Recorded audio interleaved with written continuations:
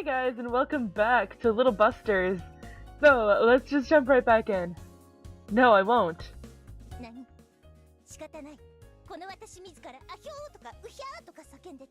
What? I've got no choice. I'll shout ahya or uhya and entertain myself then.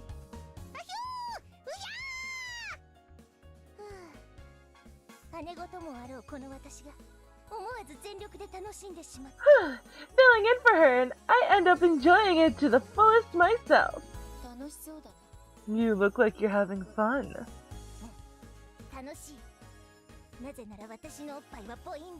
Yes, I am. That's because my breasts go all boing boing. No matter how you look at them, they aren't that impressive. What?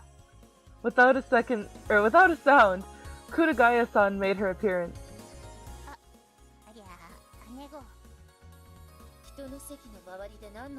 What kind of ruckus are you making in my seat? I'm merely keeping it warm for you. Yup, you're a pain. Hey, but Riki-kun was bullying me to get out of here. Hold on, I just meant that you'd be late otherwise. Were you really doing that, Naoe-san? Cood, don't misunderstand too.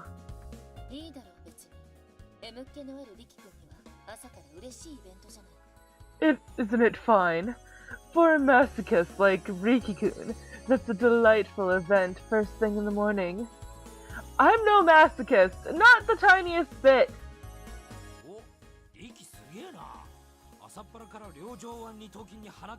Oh god. Oh, that's awesome, Riki. Are you doubly blessed by biceps or brachi muscle at first thing in the morning? No way, I don't ever want to be in such a creepy situation. It was the usual rowdy morning. The first bell chimed. Riki-kun doesn't care about me, so I'm going back. She hung her head dejectedly. As she was about to leave the classroom, she looked at me. She was waving her hand. I had no other choice but to wave back. She winked at me and disappeared from sight. Man, what a hopeless person. That's it for today. All rise. Just as soon as the class came to an end, the classroom sprung back to life. Aw, Kumari. Kumari-san, being on day duty, began cleaning the blackboard. Her hand stopped moving. It looked like she couldn't reach the top. Aw, I used to do this. I was so short, like I could not reach the top of the blackboard. I think that was like freshman year of high school, and then like I grew so tall in sophomore year, and I was like, oh, I'm like the tallest person in my grade now. Awesome! She stood on tiptoes, but still couldn't reach. I should help her. I stepped forward.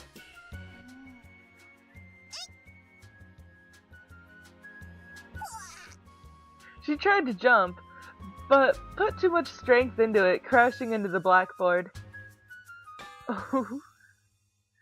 Furthermore, she blew the landing, banging her head on the teacher's desk. Whoa, are you okay? The whole classroom turned their attention to us. Ow, that hurts! Are you alright, Kamakita-san? A few worried classmates were voicing their concern. Yeah, it hurts, but I'm okay. It didn't really sound like she was okay at all. You shouldn't push yourself so hard. If you ask me, I would have helped. Sorry.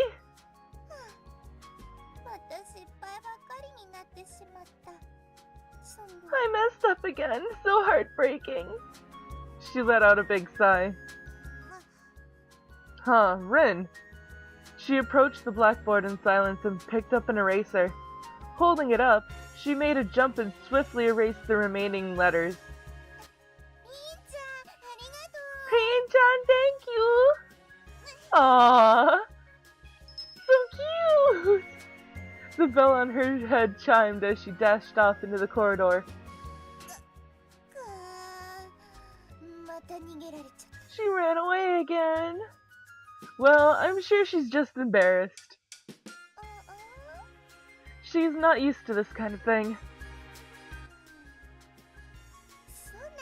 Huh, so that's how it is. But I'm a little happy. Huh? She helped me after all. Yeah, I guess Rin was putting some effort into it, in her own way. I should do something this time to show my gratitude. You're right, that's a good idea. If it was Komari-san, perhaps she would, in her own clumsy way, manage to change Rin's shyness. Now then, where did Rin go? Let's go look for Rin. That's right, she had completed another task after all. That being the case, another one might have arrived. I headed for the passageway. There she was, talking to her cat. We're gonna call out to her. Oh, the tail! She removed the scrap of paper from the cat's tail and unfolded it. She looked at it carefully. I walked up to her and, squatting down, placed my hand on the cat. You were doing great just now. So, more instructions showed up? She was so lost in her thoughts that she didn't appear to have heard me at all. Whoever sent this, aren't they from our school? I ventured my own guess. They've all been about the school and concerning school-related matters. The sender is probably using you because he or she doesn't deal with these problems on their own. Well, that still doesn't explain everything though. Anyway, I'm sure it's someone who's seriously concerned about the problems of the school. So, what's it say this time? Look! She handed me the scrap of paper. Heal 2A1 from lovesickness. Bleh. Such shoddy instructions this time. I looked at Rin, at her innocent, childish face. Rin, do you know what lovesickness is? I'm not an idiot, of course I do! That's fine then. Well, maybe she picked it up from manga or TV dramas. Problem number 1 is finding out who this 2A1 is. I think that's a plow going by. Sorry about that noise, guys. That was really loud. I even had to take off my headphones because I was like, what the fuck is that? Anyways. Well, 2A should stand for the class. Oh, you're right on fire today, Rin. So what about the number 1 after it?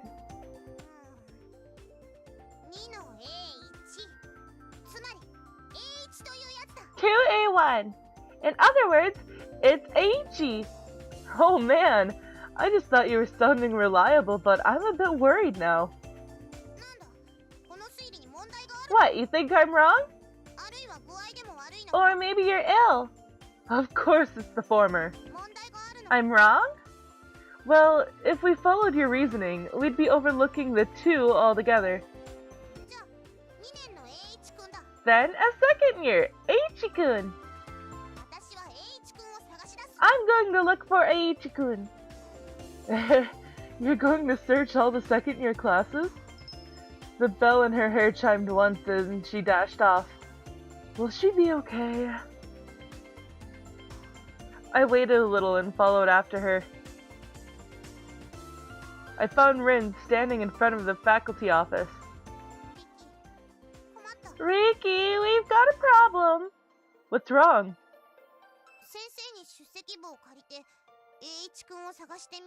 I borrowed a teacher's attendance list looking for Aichi-kun, but there isn't one in the second year. There's a third year, though. Could it be him? Well, I doubt it. Say, Rin, why don't you listen to my theory? Huh? What? Have you figured it out? Maybe. 2A is the class number. That much is pretty clear. As for the problem of the number 1, I think it's got to be the number on the class attendance list. She was profoundly shocked. That never occurred to me. But I think you're right. See? Okay, moving on to class 1. I'm sorry, but we haven't got time. I opened my cell phone and checked the clock. Right as I did, the bell rang.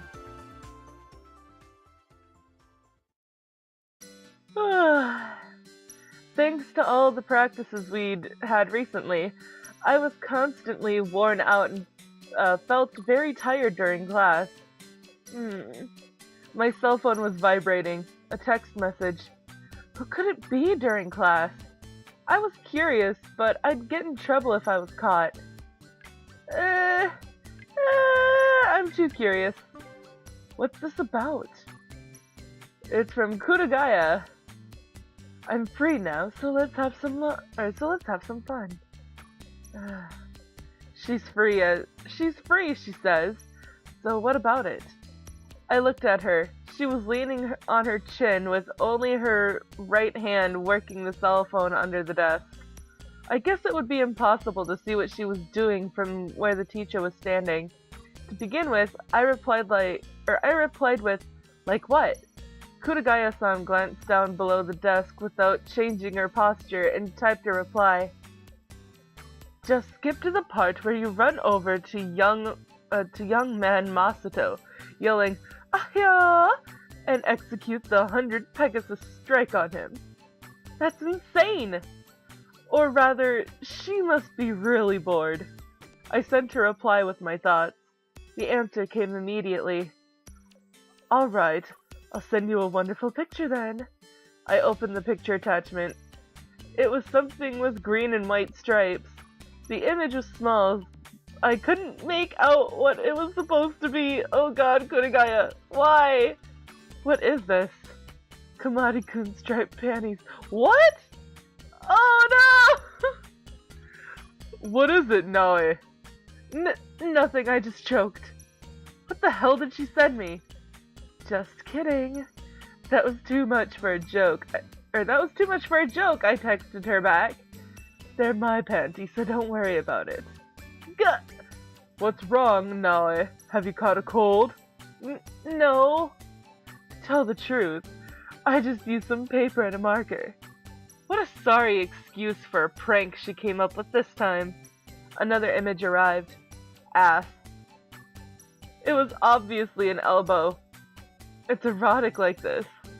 The picture showed a few lines drawn on a scrap of notebook paper attached to her elbow. The point is to show a little valley like this. She's really got too much free time. She didn't stop texting me until the end of class, 30 minutes later. Oh, Jesus Christ, Kuragaya-san. It's finally break time. Rin looked my way, gave me a nod, and stood up. Time for her mission. Leaving the classroom, I followed after her. We were working our way towards the designated classroom.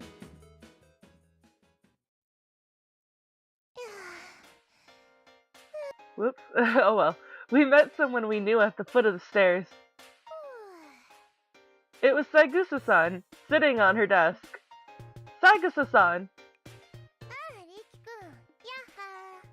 She faced us with her usual smile. She hid behind my back.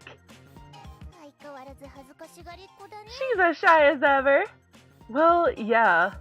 What are you doing with the desk? There was this chair and desk which are a bit wobbly. I was thinking about replacing them with ones from an empty classroom. In your classroom? Yep, a teacher told me it would be a good idea to exchange them. Rin tugged on my sleeve. She was trying to signal that we should get going already. Now then, I've got to push on a little further. She hopped down from the desk and heaved it up in her arms. Want some help? No thanks, I'm fine. And weren't you going somewhere with Rin-chan? Yeah, we were, but... Hang on! Rin tugged on my sleeve after saying that to Saigasa-san. What should we do? What do you mean? The desk, it looks heavy! And we also have the task. What'll we do? Basically, she was wondering whether we should help her out or not. I think we can still finish the task later, but if we're going to help Saigasa-san now, now's our only chance. I'll help you with the task anytime later on. She nodded. Having a conference? Yeah. We'll help you. Hey, really? It's no problem. I picked up the chair. Shouldn't I take the desk instead? It's fine, it's fine! I have it from this side!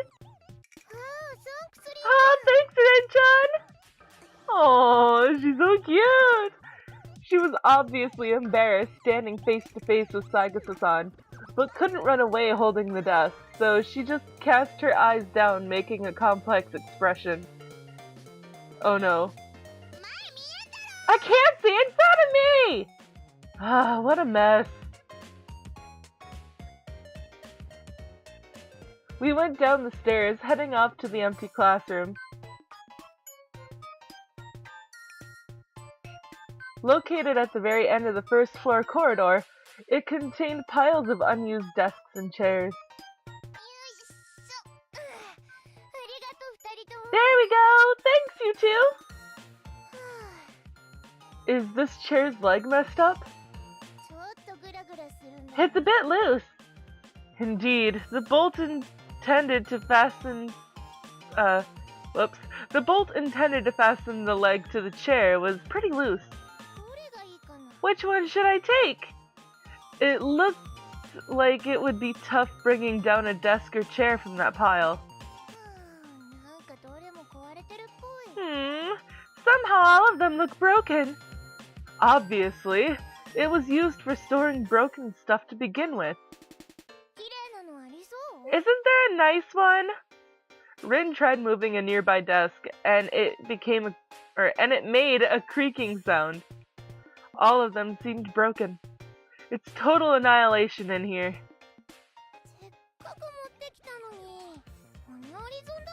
And we brought it all this way! What a waste of effort! What about trying another unused classroom? Ah, that's right! There's an unused classroom near yours too, Riki-kun! Let's do it! Aww. Which one should I take? They're all the same. Rin continued looking for a usable desk. But the person it's for wouldn't be happy with another unstable one, right? That's true, but... Huh? Uncertainty suddenly crossed my mind. How about this one? Hey, Saigasa-san. What is it, Riki-kun? That broken desk isn't yours, is it? No, it's someone else's. You were asked to do this? She first looked at me with a puzzled expression, but then as though finally understanding what I meant, nodded. That girl's busy, so I'm doing it for her. I'm a maintenance committee member after all. Alright, you did mention something like that before. What's with that how unexpected tone of voice? That's not what I meant, but... But what? Well, Well, it is unexpected after all. Not only that, she seemed serious about it too.